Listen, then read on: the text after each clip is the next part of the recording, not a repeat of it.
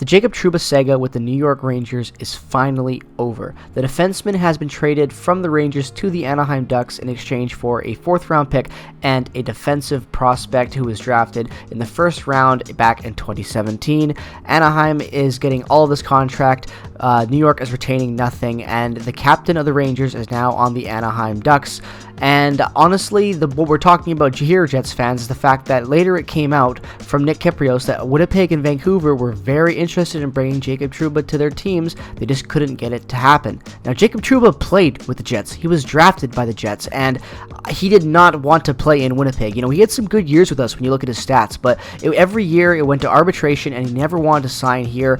And the fact that they considered bringing him back, I think, is wild, because it's not like Trouba has become some amazing player as of late. 6 assists on the season so far with the Rangers, and he has, been okay, I guess, when you look at his overall career. You look at what he did with Winnipeg, you look at the Rangers, he was the captain, but his on-ice play, he has not lived up to expectations. He hasn't been really the guy that the Rangers needed him to be. His defensive play is really subpar. He's just been an inconsistent kind of mess, honestly, and he hasn't really been able to establish himself properly in the last couple of years, and his game has really went downhill. Like, there's a reason why they traded their captain. All he really does out there nowadays is just throw heavy elbows when your head's down. And, that's really not what's worth $8 million salary. So, moving away from him, they're not retaining any money. That's a great deal for the Rangers. But the fact that the Jets almost made this happen is just crazy to me. Like, I just don't understand why Jacob Trouba would be the guy they go to. I know a lot of Jets fans, they think that, yeah, sign me up for that, but, unless New York retained half his contract, because he's still signed for one more year at $8 million, so if the Rangers maybe had half that, maybe, but obviously it didn't go that way. They went with the deal best for them, and that was retaining no money in this trade with the Ducks. But I just don't understand why people are on this train. And then seeing this report later in the day yesterday that it was actually had some, it was grounded in reality. Like, there was a chance that this could happen, and it wasn't just hypothetical crap. I saw Jets fans talking about having Stanley involved in this deal. Like anybody would want Logan Stanley. Like, let's be real. If the Jets are going to move away from Logan Stanley, he'll be a throw-in or he'll be a buyout. He is not going to be some guy in a coveted trade. I really doubt that. There's another team out there in the NHL that is as high on Logan Stanley as the Jets are. Like, they already refuse to take him out of their lineup, even though he's 26 and a bust at this point. So I highly doubt there's another team in this league that wants to take a chance on the Logan Stanley experience, because I can tell you it's not been fun. So I just don't see how that would be something that the Rangers would want in this case. Obviously, I know what they got was kind of a project defenseman who's been okay. He had a good year last year in Anaheim. He's been injured this year so far, so it's not like they're getting a bum player. He is an NHL caliber who could definitely play in the 3rd pairing and be effective. Maybe even your 2nd pairing if you wanted him to be, if you can find chemistry there. But I don't see Logan Stanley as the guy that the Rangers would want in this situation, especially if the Jets weren't getting any. If the Jets were taking this entire contract on and Logan Stanley was the centerpiece, like some people were talking about, this is blasphemy. And then the other person I saw being talked about was trading Neil Pionk back, because he's in a contract year. Like, Neil Pionk is having an incredible season. He's been crucial to the success of the back end, and he's had some mediocre, I will say, years with the Jets. I have not been his biggest fan the last couple of years up until this season, but nonetheless, you can't look at what Neil Pionk's been doing and say, yeah, let's trade him for Jacob Trouba. Like, Neil Pionk is top 10 in defensive scoring this year, and he's on a pretty nice contract, and I know he's going to be a unrestricted free agent going into the offseason. This is his last year on his contract, but I just don't think that trading for Trouba would have been a good solve for that either. And then throwing in defensive prospects, I saw even people talking about, like, Chaz Lucius and stuff like that. It was ridiculous. Like, Jacob Trouba at $8 million with one more year left on that, nothing retained. No, thank you. This trade would just be stupid, and I just don't get why the Jets were genuinely looking at this.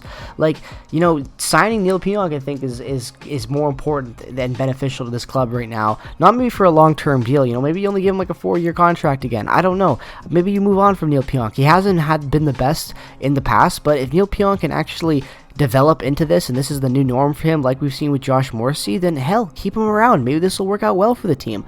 But I just don't see how trading for a guy with $8 million on the books would have been a good move for this club. Like, the fact that they were even interested in it, the way that Trouba approached his relationship with Winnipeg as well, the guy never wanted to be here, and he never wanted to sign that long-term contract. So now you think all of a sudden it's going to be better? Not to mention that if you bring in $8 million, that pretty much good luck signing Nikolai Ehlers, who's going to need a pay raise, and who knows if we're going to be able to sign him as it is already. Like, you know, so bringing in $8 million, and who cares with the cap going up? You know, the fact that we still don't even know what's going to happen with the Ehlers situation, to bring in money like that tied up to next year, when if Ehlers wants to stay and he wants that pay raise, and you're bringing in that type of money, that's really annoying. Like, it's a dumb thing to do on the books. $8 million for Trouba is just, it makes no sense. So obviously Chevy was looking at this from the stand of, if it's money's retained, then we can make this deal work. You know, that's something he was probably thinking. But at the end of the day, I don't understand this move whatsoever. I really don't, because Trouba never wanted to be here in Winnipeg. It never worked out. He was never able to get that relationship long term. It never was something that he really was committed to even. You know, it always went to arbitration with him. It was always clear and evident that he wasn't going to sign a long-term contract and be here for long. So why would you want that back on the club? Like, just, I don't know why you would go back to that guy who didn't want to be here and was drafted by this club, and then he didn't want to stay. So why would you go even back to that well? It makes no sense to me. And I know that the Sandberg injury is really, you know, been a wake-up call for the defense as of late, because of how good and solid Sandberg has been, and I would say definitely underrated. And another player that's going to need a new contract coming into next year. He says his contract is 1.4 right now, so he'll probably be getting a pay raise if things keep going the way they do for him. And I know that we need to look at potentially finding a defenseman to replace Sandberg, you know, because of this injury, but at the same time, he's not going to be out long term. So if you want to improve the defense, you know, find someone to elevate us even more. And I just don't think Jacob Trouba is that guy. You know, a report from, I believe it was on the 3rd, stated in an interview with Arneal, said that he's already walking around in a boot, and you know, he's the swelling's gone down, but you know, the broken bones, so it has to heal still nonetheless. But they're saying 4-week mark is around December 21st. So I pitch it maybe around potentially